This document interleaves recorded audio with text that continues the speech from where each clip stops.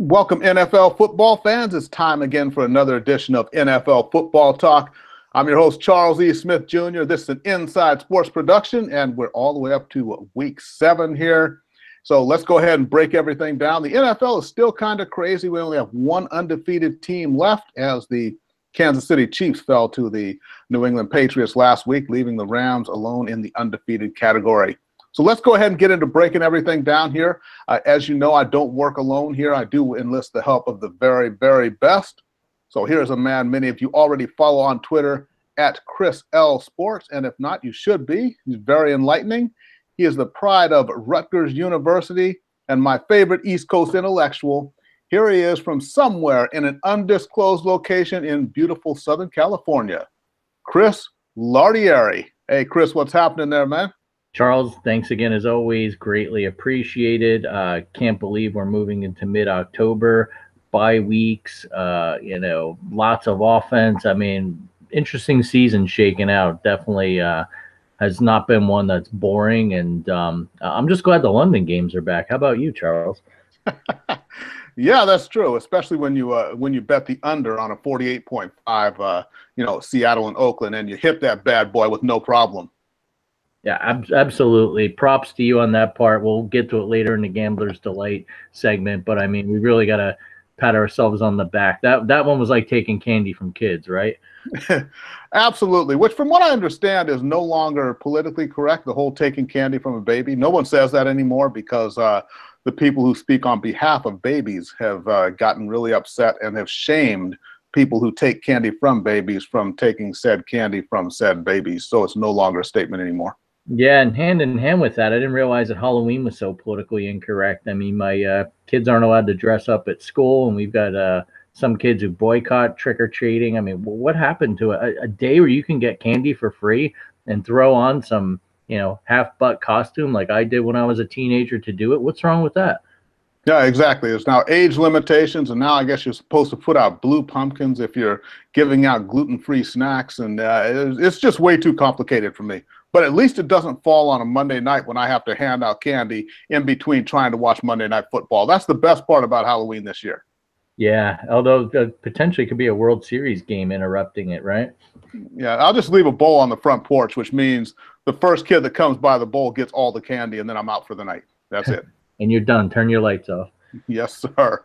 Okay, everybody. So let's go ahead and get into the NFL here. In case you're just joining us, you're a newbie. What we do is we break down the goings on in the league. Then we have a couple of distinct segments here. We have our pick 7. We take 4 of the more intriguing matchups of the week, and we give our picks on those. Then we have our Gambler's Delight special, in which we give one game that if you had to bet on, you would put your money there. Chris has his take. I have my take. And then we have some fantasy football advice going after that. So go ahead and stay tuned here. But, let's get into this now. There's a few things. The NFC East. Now, I know, Chris, you're an East Coast guy. Your favorite team is the Giants. But that division is really kind of topsy-turvy. Only thing we really know is that the Giants are really not that good this year. But other than that, Philadelphia has looked weak. The Redskins and Cowboys, if anyone's wondering why you can't gauge how good the Redskins and Cowboys are, it's because both of those teams have each lost alternating games. Win one, lose one, win one, lose one, win one, lose one, win one, lose one. Chris, what do you see there? Just when we thought that the Cowboys would take a dive this week, they go out and they spank Jacksonville 40-7, and Jacksonville's another team we got to talk about too. Yeah, I don't know what to make of it. I guess, with this up and down, could we potentially start theorizing that an 8-8 team will win this division, the height of mediocrity? I'm not quite sure. I mean, I don't know what to make of the Cowboys on a week-to-week basis. Some weeks Jason Garrett looked like he couldn't handle coaching a JV football team, and other weeks it looks like he puts a great game plan together like he did against Jacksonville.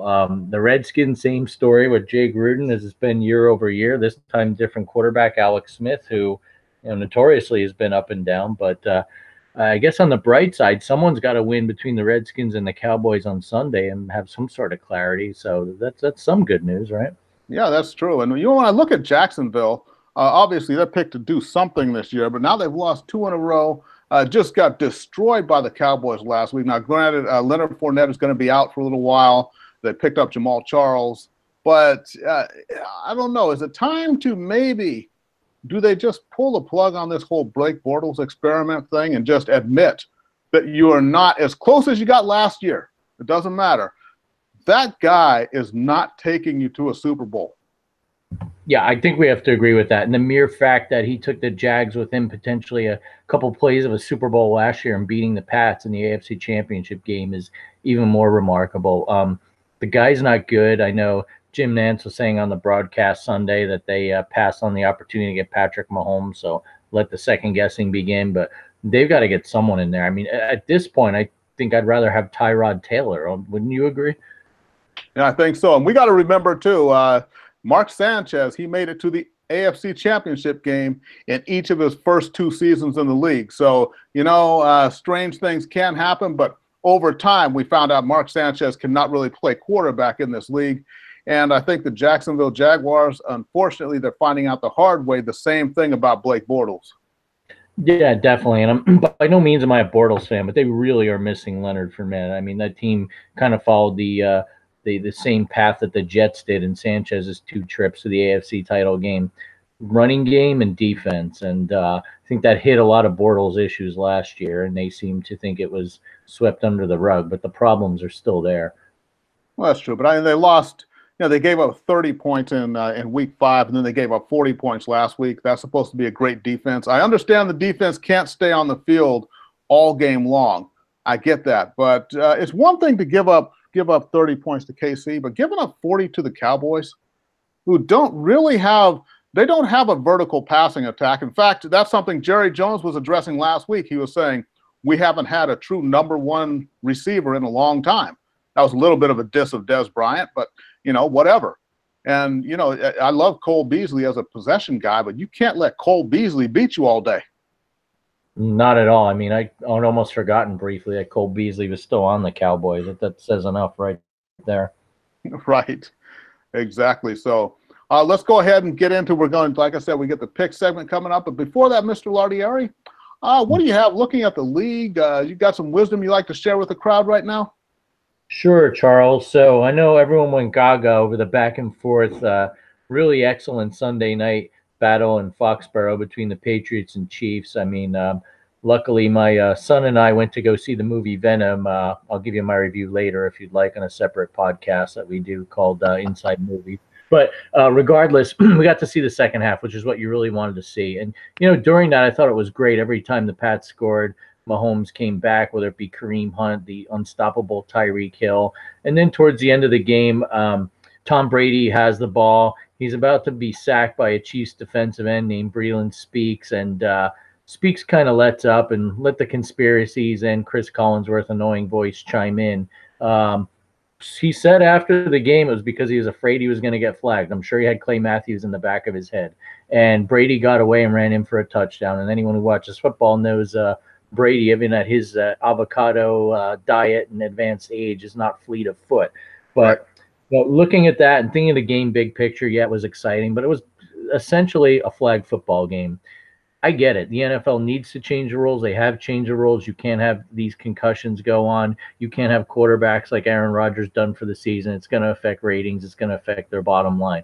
But I feel like the pendulum swung too far. We've railed for years about pass interference and how you can't touch the guy. I mean, Lester Hayes must be beside himself right now, the old Raiders cornerback. But even though it was a great game, I mean, I just wanted one team to make a stop. And it reminded me of the Super Bowl with the Eagles and the Pats. And really, the Eagles D made one stop and a turnover, and that turned the game around. And I don't know how I feel about that, Charles. I mean, while it's exciting, there's a lot of scoring. Fantasy football players go gaga over it. I mean, I just want to see a team make a key stop on a 3rd and short, or a turnover, a sack, anything. And to see Brady scoring a touchdown like that, just, I don't know, it bugged me. Yeah, there you go. Hey, you know what? We all like offense, but every now and then it's just some games they just scream 3 yards in a cloud of dust. That's kind of what you want to see. But when I watched the beginning of that game, and I talk about it when I talk about the Patriots, and what they do is any game you can pretty much get it down to 2 or 3 plays that really determine the outcome. And when I looked at the Chiefs early in the game, they were getting deep into Patriots territory and having to settle for field goals because they were just breaking down, in the red zone. And that ultimately cost them the game. That's what it came down to, of settling for field goals instead of touchdowns. Every trip down, you're leaving 4 points on the field there. You need to fix that. And also, I've said that I think Andy Reid is the only one who can really stop the Chiefs. But honestly, if they're to actually go to the Super Bowl, not just the playoffs, they have got to do something about that defense. Seriously, they just give up way too many points. Yeah, it's brutal. And I know they've had injuries, but what team hasn't had injuries? I mean, they can't stop anyone this year. And I know everyone's looking forward to this Rams-Chief matchup next month on a Monday night in Mexico City, as am I. But, I mean, the Rams might put 60 on them at this rate if they don't address the issues with the pass rush in the secondary. They're atrocious. Yeah, it's true. And, too bad Cooper Kupp got injured for the Rams. And one thing with the Rams, I look at their defense and, they give up a few points here and there. In fact, they give up a lot sometimes. But I think the Rams defense, I don't really want to call them lazy, but it's nice to know that you're going to get a 30-point cushion every time you go out there and play. So with the Rams defense, I think they have a lot of upside. They just need to kind of bear down. And I think what you'll see kind of in the second half of the season is the Rams defense getting a little stingier and stingier. Or is it more and more stingy? What's the English professor say? I think it's stingier, but what do I know? I was once taught that geizes isn't a word, and I seem to hear it on a daily basis. But you hear that on ESPN? Oh, well, enough said. It must be a word, Charles. My ninth grade English teacher, may she rest in peace, Miss Burns, who really beat grammar into our heads as a young freshman. She'll be proud to know that I'm still. I took her grammar lessons to heart, and I'm glad I do a show with someone who singled that out. And the Bristol Improv, they specialize in bad comedy and bad grammar, right? There you go. Okay. So here's the first of our picks of the week. We got the 4 more intriguing matchups of the week. Actually, we've been kind of in a slump here. On the season, I'm now sitting at 9-11. Chris is at 7-13. Last week, Chris was 1-3.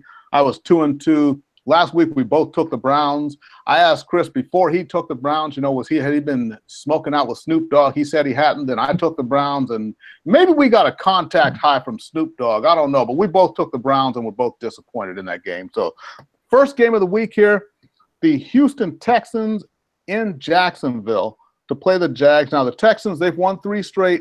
We look at it, though. They haven't exactly played a murderer's row on either side. Their losses, they lost to New England, Tennessee, and the New York Giants.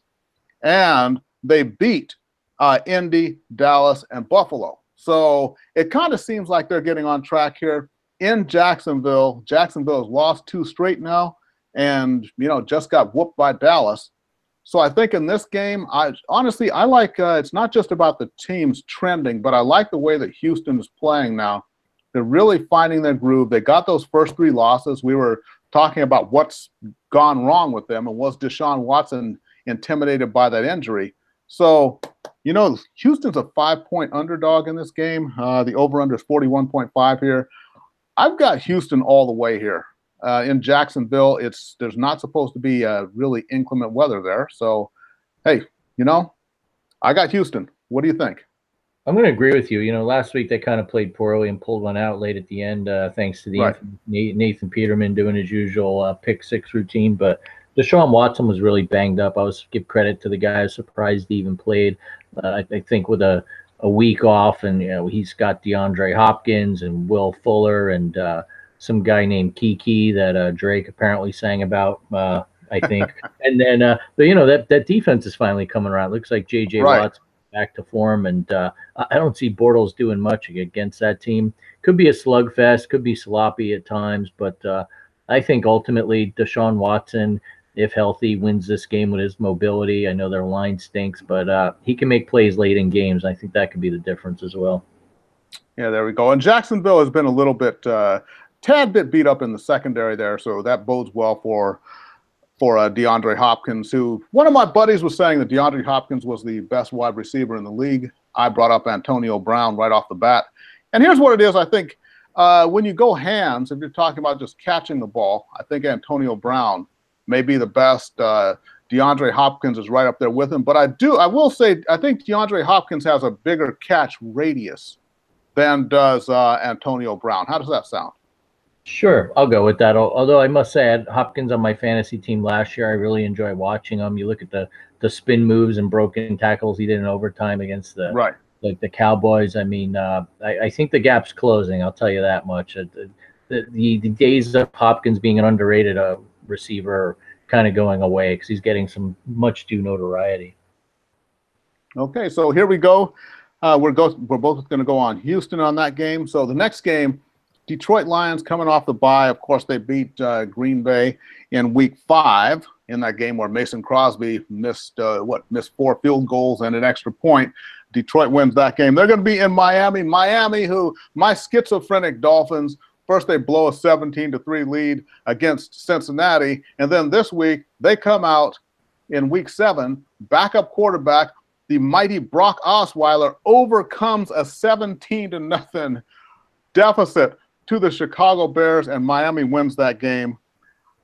Miami sitting at 4-2, Detroit at 2-3. Detroit is a 3-point favorite here. How do you see this one here, Chris? I'm going to go with the Lions. I do think last week the Bears kind of looked ahead and let the mighty Brock Osweiler back into that game. Had the shot to win the game with a 53-yarder. So I think it was one of those look-ahead games. But Lions coming off a bye. I know a nice win off the Packers. I think the end of the day, I think their offense is too much for the Dolphins D. And anytime, whether it's Ryan Tannehill or Brock Osweiler at quarterback, I'll take my chances. So I'll pick the Lions to continue their little streak here. Yeah, there you go. And the Lions, they have a good trio of receivers too. With oh my goodness, the names escape me right now. With Marvin Jones, with Golden Tate, and the new kid. Yes. Golladay. Yes. Yes, Kenny Golladay. Yep, excellent. So yeah, I don't think Miami can keep up with a score fest when it comes down to it. And like you said, Brock Osweiler, there's a little bit of magic maybe that happens